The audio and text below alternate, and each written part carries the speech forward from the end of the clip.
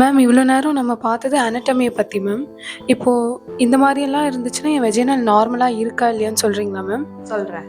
Swelling, redness, discomfort. இது யூசுவலா நம்மளுக்கு ஒரு அலர்ஜி இருக்கு, இல்ல நம்மளுக்கு வந்து ஒரு செக்ஷுவலி டிரான்ஸ்மிட்டட் டிசீஸ்ல கூட இது மாதிரிலாம் வரலாம். ஸோ அது இல்லாம நம்மளுக்கு ஒரு கான்டாக்ட் டெர்மடைட்டிஸ் மாதிரி இருக்கு, ஒரு சோப், ஒரு டிட்டர்ஜென்ட், இல்லைன்னா நீங்க பெர்ஃப்யூம்ஸ் ஏதாவது யூஸ் பண்றீங்க அதனால ஏதாவது அலர்ஜி வரலாம், இல்லாட்டி பீரியட் ப்ராடக்ட்ஸ்ல ஏதாவது அலர்ஜி வர்றதுனால இந்த மாதிரி எல்லாம் இருக்கலாம். So definitely it's abnormal thing. நீங்க கண்டிப்பா டாக்டர் விசிட் பண்ணணும். Consistent or cyclical pelvic pain இருந்தா மேம்? இது பெல்விக் பெயினுங்கிறது ஒரு டிஃப்ரெண்ட் கண்டிஷனுங்க. இது எப்படின்னா நம்மளுக்கு வந்து ஒரு அடினோமயோசிஸ், கர்ப்பப்பை வந்து நம்மளுக்கு தடிச்சிருக்கிறது சொல்லுவாங்க. ஸோ அந்த ஜவ்வு வந்து வீக்கமா இருக்குது, ஸோ அடினோமயோசிஸ் இல்ல எண்டோமெட்ரியோசிஸ். ஸோ இந்த மாதிரியான கண்டிஷன்ஸ்லாம் நம்மளுக்கு பீரியட்ஸ் வரும்போது பெயின் இருக்கும். இது இல்லாம ஓவரிஸ்ல ஏதாவது சிஸ்ட் நீர் கட்டி மாதிரி இருக்குதுனாலும் நம்மளுக்கு பெயின் இருக்கும். அது இல்லாம கர்ப்பப்பையிலேயே கட்டி இருக்குது, ஃபைப்ராய்டு கட்டி, இது எல்லாமே நம்மளுக்கு பெயின் வரும். ஸோ டெஃபினட்டா என்ன எதுங்கிறத நீங்க போய் ஃபர்ஸ்ட் முதல்ல போய் பாத்துருங்க. ஏன்னா பெயின் இருந்துட்டே இருக்கு. நிறைய பேர் நினைச்சுக்குவாங்க, மேம் எனக்கு பீரியட்ஸ் டைம்ல பெயின் இருக்கும், ஆனா இது நான் நார்மல்னு நினைச்சுக்கிட்டேன். ஸோ டெஃபினெட்லி உங்களுக்கு நார்மலா அப்நார்மலான்னு தெரிஞ்சுக்கிறதுக்கு, இது நார்மல் இது அப்நார்மல் அப்படின்னு சொல்றதுக்கு நீங்க கண்டிப்பா டாக்டர்கிட்ட போய் பாருங்க. அவங்க உங்களுக்கு வந்து கன்சர்வேட்டிவா அதுக்கு ட்ரீட்மெண்ட் பண்ணிக்கலாம் அப்படின்னு ஒரு கிரீன் சிக்னல் கொடுத்துட்டாங்கன்னா நீங்க அதுக்கப்புறம் நீங்க இருந்துக்கலாம். எங்கேயுமே கன்சல்டேஷன் எடுத்துக்காம, டாக்டரை பார்க்காம, உங்களுக்கு என்ன கண்டிஷன் தெரியாம நீங்களா நார்மல்னு கண்டிப்பா நினைக்க கூடாது.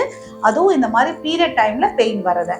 பர்சிஸ்டன்டான பெயின்ஃபுல் வெஜினல் ட்ரைனஸ். யூஸ்வலா இந்த ட்ரைனஸ் வந்து எந்த மாதிரியான கண்டிஷன்ஸ்ல வரும் அப்படின்னு பாத்தீங்கன்னா, நம்மளுக்கு ஈஸ்ட்ரோஜன் ரொம்ப கம்மியா இருக்குது. ஸோ இது எந்த டைம்ல வரும்னா நம்மளுக்கு ஒரு டெலிவரி ஆன டைம்ல வரும், அப்படி இல்லைன்னா மெனோபாஸ் டைம்ல வரும். இந்த கண்டிஷன் பேரு genitourinary syndrome of menopause. நீங்க மாதவிடாய் நின்றுச்சுன்னா அது வந்து ஜெனிட்டோ யூரினரி சிண்ட்ரோம் ஆஃப் மெனோபாஸ்ன்னு சொல்லுவோம். இல்ல லாக்டேஷன் பிரெஸ்ட் ஃபீடிங் டைம்ல இருக்குன்னா genitourinary syndrome of lactation சொல்லுவோம். ஸோ இந்த ரெண்டு கண்டிஷனுமே வெஜினா ரொம்பவே ட்ரையா இருக்கும், ரொம்பவே பெயின்ஃபுல்லா இருக்கும். ஸோ இந்த மாதிரி கண்டிஷன்ஸ் இருந்துச்சுன்னா மைல்டான மாய்ஸ்சரைசர்ஸ், அது மட்டும் இல்லாம சில க்ரீம்ஸ், ஹார்மோனல் க்ரீம்ஸே இந்த கண்டிஷன்ஸை வந்து சரி பண்ணும்.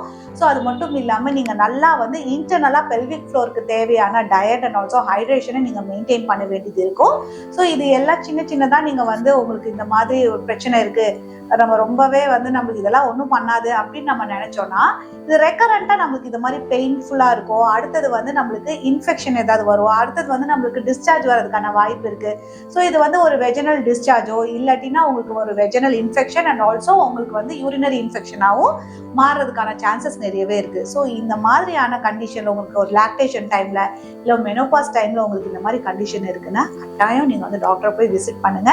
சின்ன சின்ன சேஞ்சஸ் உங்களோட டயட் அண்ட் லைஃப் ஸ்டைல்லையோ, அதே மாதிரி ஒரு external applications and also internal tablets நம்மளுக்கு ஏதாவது கொடுக்கும் போதே இந்த கண்டிஷன்ஸ் எல்லாமே திருப்பி ரிவர்ஸ் பேக் ஆகிடும். ஸோ உங்களுக்கும் இந்த மாதிரி பிரச்சனை இருந்துச்சுன்னா கட்டாயம் டாக்டரை கன்சல்ட் பண்ணுங்க. Bleeding between periods.